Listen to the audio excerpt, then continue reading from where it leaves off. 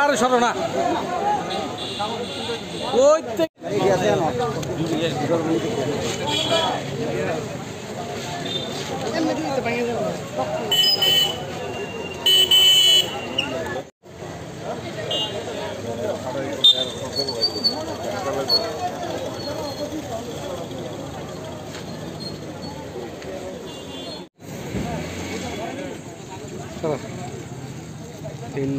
যা ভালো তাই করতেছে। দীর্ঘদিন ধরে সেটা 12 ঘন্টা করে আমরা ডিউটি করাইতেছে। যদি আমরা গভর্নমেন্টের ওয়ার্ক অর্ডারে আমরা 8 ঘন্টা ডিউটি, স্যালারিও বেশি, আমরা স্যালারি ঠিকমতো দিতেছে না তারা।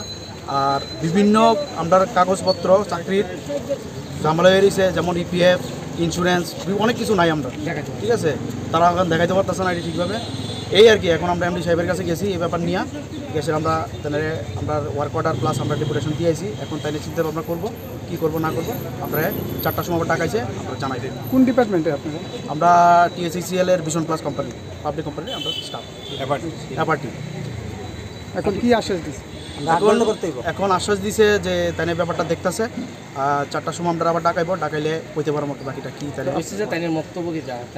টোটাল কতজন আছেন আপনার স্টাফ? আমরা এখানে এমপ্লয়ি আছি প্রায় 150 জনের উপর।